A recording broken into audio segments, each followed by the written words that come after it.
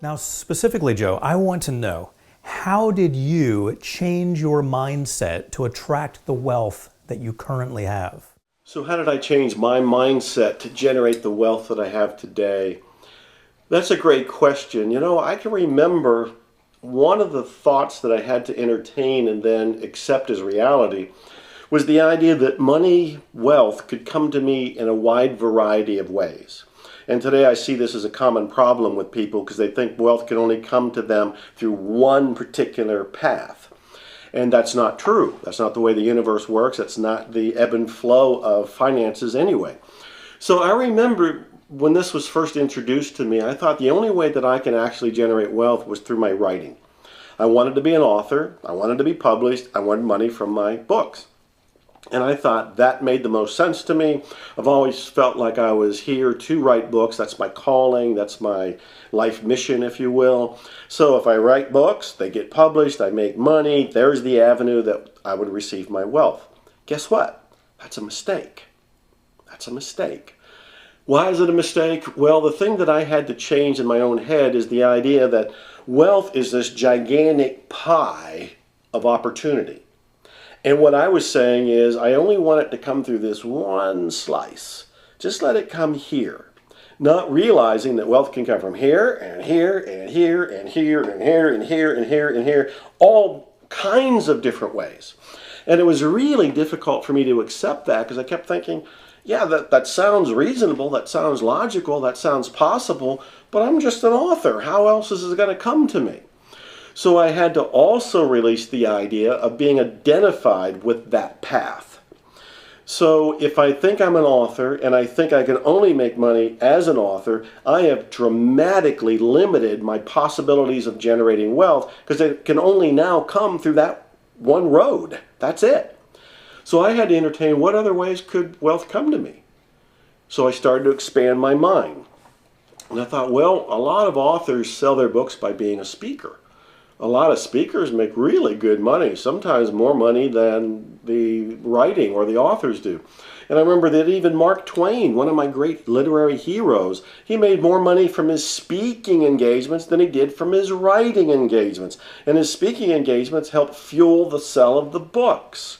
And P.T. Barnum, who of course I admire, P.T. Barnum had lost all of his money because of a bad investment. He made a gamble and he lost. But he generated more wealth by going on the speaking circuit. And I thought, well, I could be a speaker. I didn't really want to be a speaker. I was too shy. I was awkward about that, socially uncomfortable, couldn't really relish the idea of being in front of people. But we can learn to do anything. And I thought, okay, maybe it's not just writing. Maybe it's writing and it's also speaking. I now have two roads. I now have two roads coming to me. And then as I started thinking about this some more, I realized that, well, a lot of authors, they have their book, but they repackage their book. There's also the audio version of the book. Now today, back then when I had my first book published, which I think was 1984 or 85, today you can also come out with multimedia products and ebook versions of them, digital products of different things, video products of your products. There's all kinds of different ways to do things to generate more wealth.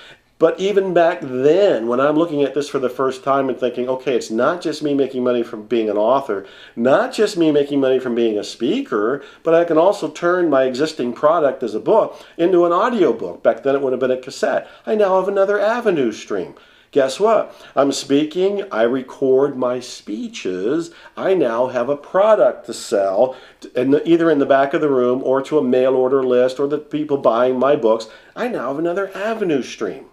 And then I started thinking about this some more. Do you see how this is enlarging and expanding the idea of possibilities? This is what I've had to do on myself.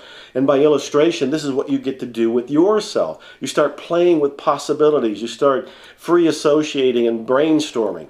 So I now have multiple products. I now have, I'm still an author. I'm now a speaker. And I have audios of the speaking engagements that I'm also selling. What else can I do? And I started thinking, well, I'm now selling books and writing books and speaking and selling speaking tapes. I wonder if other people want to know how I'm doing that. Another avenue stream, consulting.